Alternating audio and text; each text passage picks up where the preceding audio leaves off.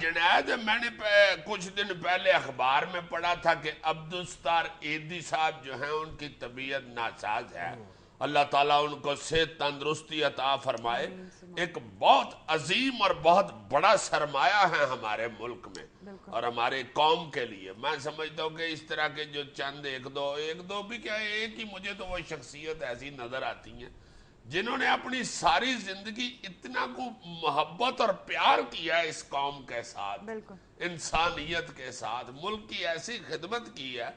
Individually میں نے نہیں کسی اور کو دیکھا اس طرح ہمت اور طاقت کے ساتھ اور اتنی محبت کے ساتھ ملک کی خدمت کرتے ہوئے. واہ واہ واہ. جس دن سے ان کی بیماری کی خبر منظر عام پر آئی ہے، میں ایسے کئی لوگوں سے ملا ہوں جن لوگوں نے برملا اس بات کا اظہار کیا ہے، اس خواہش کا اظہار کیا ہے کہ اگر ان کا بلڈ گروپ عبدالستار ایدی صاحب سے میچ کرتا ہے تو وہ ان کو گردہ دینے کے لیے تیار ہے. اچھا اس کی وجہ کیا ہے؟ وجہ صرف اتنی ہے کہ ہر انسان جو ہے وہ بڑا ایک شعور رکھتا ہے، عقل رکھتا ہے.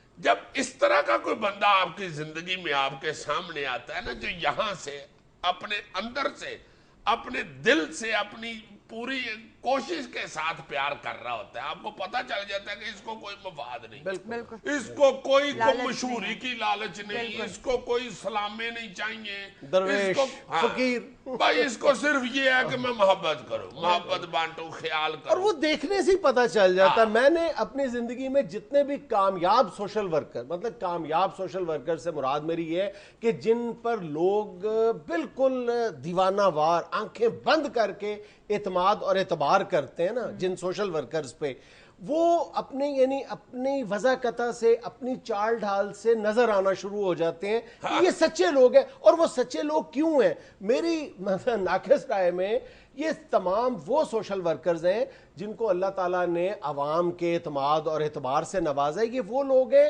جن کے اندر پیسے کی طمع اور لالچ اللہ تعالیٰ نے نہیں رکھی.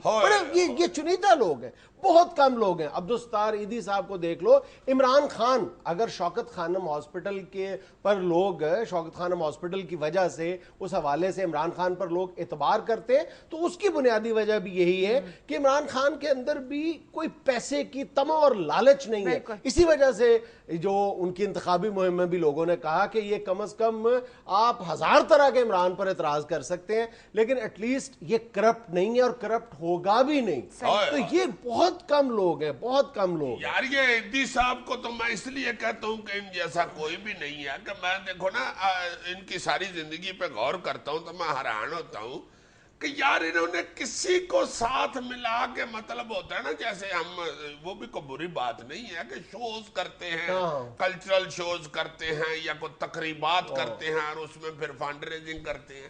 یہ بھی کبھی نہیں سنا. ایدی صاحب بیچارے کلے میں نے اپنی آنکھوں سے دیکھا ہوا ہے کہ وہ سڑک کے اوپر ادھر مال روڈ پہ اکیلے کھڑے تھے اور 10-12 بندے پیچھے ان کو دیکھ رہے تھے محبت سے کہ یار یہ بابا کیا کر رہا ہے، یہ بزرگ کیا کر رہا ہے.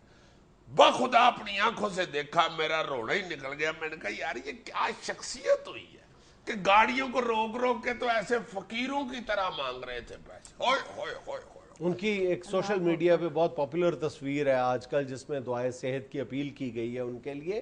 اس میں بھی تم دیکھو کہ انہوں نے ہوائی چپل پہنی ہوئی ہے. اور یار سادگی کا تو میں خود گواہ ہوں. مجھے بڑی اچھی طرح یاد ہے ان دنوں ہم الحمرا میں کام کیا کرتے تھے. ابھی ہم شروع میں ہی آئے ہوئے تھے نئے ہی. تو الحمرا کے نا جی باہر جو سڑک ہے مال روڈ، ادھر میں کھڑا تھا.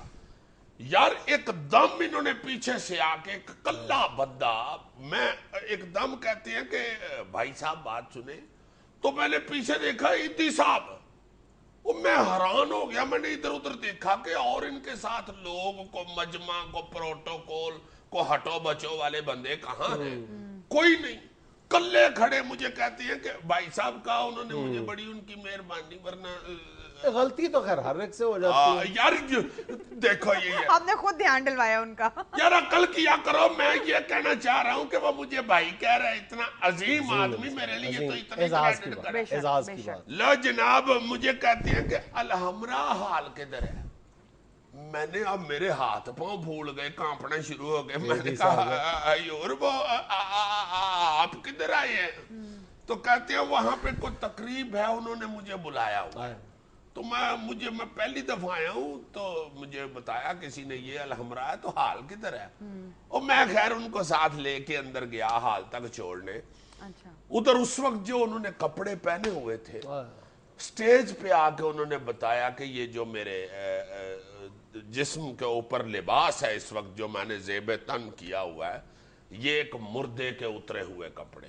ہوئے ہوئے ہوئے بہت بڑا سمبلزم ہے یہ جو میں بات کر رہا ہوں نا کہ اس طرح کے لوگ ہیں جو اپنے آپ کو اس تمام جو دنیاوی آسائشیں طمع اور لالچ ہے اس سے ماورا کر لیتے ہیں. اللہ تعالیٰ بہت کم اوپر اتنا کرم کرتا ہے. بالکل ایک اسی طرح کی ایک خاتون سے پچھلے دنوں مجھے ملنے کا اتفاق ہوا لاہور میں جو انمول کینسر ہاسپٹل ہے. یہاں پہ ایک خاتون سرکاری ملازمت میں سوشل ویلفیئر آفیسر تھیں 18ویں یا 19ویں گریڈ میں. بس اچانک دل نے پلٹا کھایا. انہوں نے سوچا کہ اگر لوگوں کی خدمت کرنی ہے تو تنخواہ لے کے کیوں, سرکاری نوکری چھوڑ دی اور کینسر کے پیشنٹس کی فلاح و بہبود کے لیے ان کی مدد کرنے کا بیڑا اٹھا لیا انہوں نے. اب وہ لاہور میں کینسر پیشنٹس کے لیے, کینسر پیشنٹس کی ادویات کے لیے ماہانہ کم و بیش 40-50 لاکھ روپیہ جمع کرتی ہیں, اور اس ہاسپٹل میں انمول ہاسپٹل میں جتنے کینسر پیشنٹس ہیں ان کا کھانا پینا بھی ان کے ذمہ وہ ارینج کرتی ہیں. اور دوسرے شہروں سے جو اپنے پیشنٹس کا علاج کروانے کے لیے انمول میں داخل ہوتے ہیں ان کی رہائش کا بھی انہوں نے انتظام کیا. کئی کوٹھیاں انہوں نے کرائے پہ لے رکھی ہیں. واہ واہ واہ. اور خود آپ ان خاتون کو دیکھو, ایسے درویش قسم کی خاتون ہے, ایسی لگتا ہی نہیں ہے کہ یہ 18ویں 19ویں گریڈ کی باقاعدہ سرکاری آفیسر رہی ہوں گی. یار یہ وہی خاتون نہیں ہے کہ جنہوں نے اسپتال کے پیچھے وہ میرا خیال ہے کہ نیلام گھر شکل کا بھی ایک نا وہاں پہ ٹینٹ وغیرہ لگایا ہوا ہے, وہ کہتی ہیں جی کہ آپ کے گھر میں جو فالتو چیزیں ہیں وہ کپڑا فرنیچر جوتے کچھ بھی وہ ادھر آ کے خیرات کر جائیں, وہ بیچ کے جو اس سے پیسے آتے ہیں وہ اس سے غریبوں کی مدد اور ہمارے گھروں میں ایسی بے شمار اشیاء ہوتی ہیں جو ہم عمر بھر استعمال نہیں کرتے لیکن پڑی رہتی ہیں. تو اگر ایسے ہی کینسر پیشنٹس کے لیے وہ چیزیں ان کے استعمال میں آ جائیں تو اس سے اچھی اور کیا بات ہو سکتی ہے. اور اسی نوعیت کی ایک ایگزیبیشن وہ 4 جولائی کو انمول ہاسپٹل میں ہی کر رہے ہیں. عظیم لوگ ہیں, ان کے ساتھ بھی بہت یعنی اپنی پوری زندگیاں وقف کی ہوئی ہیں لوگوں نے اس مشن کے لیے. اب میں سمجھتا ہوں جی کہ اس ملک کو جس طرح لوٹا ہے لوگوں نے, جس طرح کھایا ہے حکمرانوں نے, اور جیسے نوچا ہے اس ملک کو, بخدا یہ چند لوگ اس طرح کے اگر اس ملک میں نہ ہوتے, یہ درویش لوگ جو محبت کرنے والے, پیار کرنے والے, سچے دل سے کام کرنے والے, تو پتہ نہیں کیا ہوتا اس ملک میں. یہ انہی لوگوں کی وجہ سے ہے یہ ملک. اور میں میرا خیال ہے یہ بھی ضرور یہاں کہنا چاہوں گا, یہاں ہی کہہ دوں یا کہیں اور بیٹھ کے نہیں, یہاں ہی کہنا چاہوں گا کہ آگے رمضان المبارک کا بڑا پیارا مہینہ آ رہا ہے جس میں ہم خیرات اور زکوٰۃ وغیرہ دیتے ہیں. رسول پاک صلی اللہ علیہ وآلہ وسلم کا حکم تو ماننا ہی ہے ہر صورت میں. وہ جو انہوں نے فرمایا ہے کہ پہلے اپنے بہن بھائیوں کو دیکھو, گھر والوں کو دیکھو, خاندان کو, جس ترتیب کے ساتھ بھی, مگر یہاں پہ سب کو دیکھنے کے بعد بھی لوگوں کے پاس اربوں روپیہ موجود ہے. میں سمجھتا ہوں کہ جو ایسی چند یہ ویلفیئر سوسائٹیاں اور فاؤنڈیشنز بنی ہوئی ہیں نا جی, یہ گروپ بنے ہوئے ہیں, یہ دی صاحب جیسے یہ خاتون جو ہیں کینسر والی, ان جیسے لوگ, یہ عمران خان صاحب جو اپنا کام کر رہے ہیں, اب پشاور میں بھی وہ اپنا اسپتال بنا رہے ہیں, دھڑا دھڑ ان لوگوں کی ہیلپ کرنی چاہیے تاکہ یہ کام جاری اور ساری رہے. اور جو بیچارے دکھی انسان, یار ڈسپرین لینے کے لیے کئی لوگوں کے پاس پیسے نہیں, اتنی کو مہنگی ہے یار, مگر بخدا ایسے لوگ ہیں جن کے پاس کھانے پینے کے بعد ڈسپرین کے لیے بھی پیسے نہیں بچتے, ان کی یہ لوگ مدد کرتے ہیں. ہمیں دھڑا دھڑ ان کا ساتھ دینا چاہیے. ناظرین ہمیں یہاں لینا ایک چھوٹا سا وقفہ, ہمارے ساتھ رہیے.